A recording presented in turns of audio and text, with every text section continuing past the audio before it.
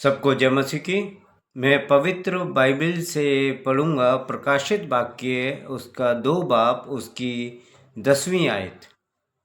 उसमें इस प्रकार से लिखा है, जो दुख तुझको झेलने होंगे उनसे मत डर, क्योंकि देखो शैतान तुम में से कुछ को जेल खाने में डालने पर है, ताकि तुम परखे जाओ और तुम्हें 10 दिन तक कलेश उठाना होगा।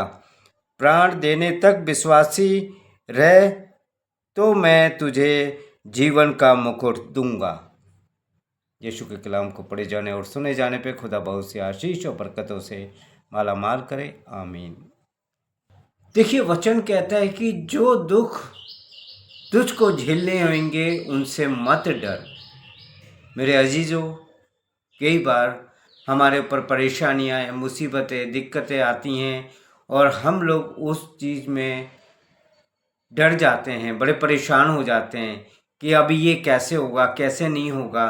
कोई भी परेशानी होती है, कोई भी मुसीबत आ जाती है या बीमारी आ जाती है या दुख तकलीफ़ आ जाती है, कुछ भी हो जाता है हमारे साथ में, तो हम बड़ी जल्दी घबरा जाते हैं, बड़ी जल्दी परेशान हो जाते हैं।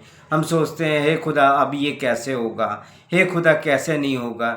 लेकिन मेरे अजीजों, हमें घबराना नहीं चाहिए, परेशान नहीं होना चाहिए। हमें प्रार्थना करना चाहिए ऐसे टाइम पे, और हमें प्रार्थना करके प्रार्थना में ये मांगना चाहिए कि प्रभु तू मेरे को इन परेशानियों से, इन मुसीबतों से लड़ने की ताकत और हिम्मत और सामर्थ्य दे, जिससे कि मैं इन सब चीज़ों का मुकाबला कर सकूं और मैं आपके नाम में बना रहूं या बनी रहूं।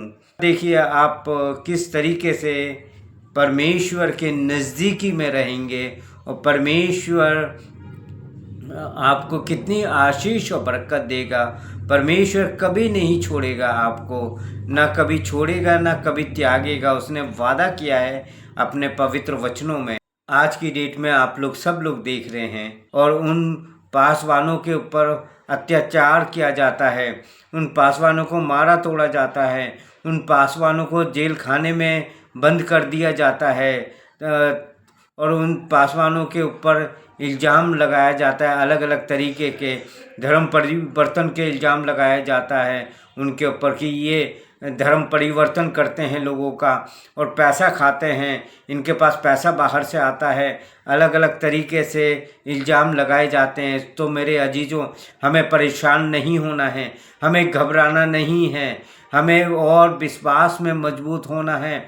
पवित्र वचन में पहले ही लिख दिया गया था कि तुम्हारे ऊपर मुसीबतें आएंगी, परेशानियां आएंगी, मुसीबतें आएंगी, लेकिन तुम लोग इन सब चीज़ों को देख के घबरा मत जाना। मेरे अजीजों, हम लोग घबराएं ना, बल्कि विश्वास में और भी ज़्यादा मजबूत होने वाले बने। मेरे अजीजों, हमें मजबूत होना है, ताकि वो वचन कहता है कि ताकि तुम परखे जाओ।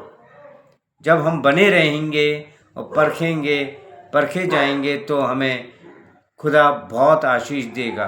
हमारे लिए वो मुकुट लेके रखा हुआ है ताकि तुम परखे जाओ।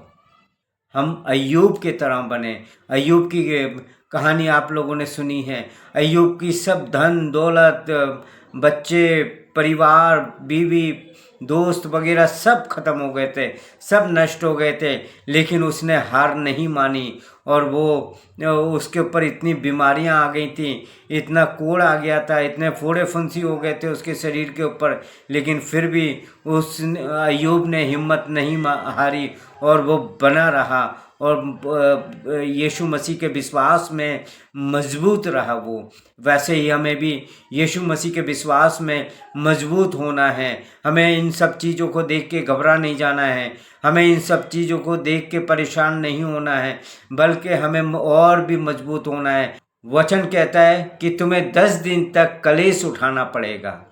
तो मेरे अजीजों, हम तैयार रहें, हम घबराएं ना, हम परेशान ना हो। ये परमेश्वर की ओर से मेरे को और आपको कॉलिंग है। हमें तैयार रहना है उस चीज़ के लिए, उस कलेश के लिए हमें तैयार रहना है। वचन कहता है कि प्राण देने तक विश्वास रहे तो मैं तुझे जीवन का मुकुट दूंगा। Hallelujah, hallelujah. हम सब के लिए वो परमेश्वर ने, यीशु मसीह ने वो मुकुट लेके रखा हुआ है हम लोगों को देने के लिए, लेकिन हमें मुकुट जब ही मिलेगा जब हम विश्वास में मजबूत रहेंगे अंत तक। मेरे अजीजों, हमें विश्वास में मजबूत होना है, किसी भी चीज़ को देख के घबरा नहीं जाना, परेशान नहीं हो जाना है। तो मेरे अजीजों, हम वो उस मुकुट के लिए तैयार रहें, बने रहें और विश्वास में मजबूत रहें और प्रार्थनाएं करते रहें। आमीन। सबको जय मसीह की।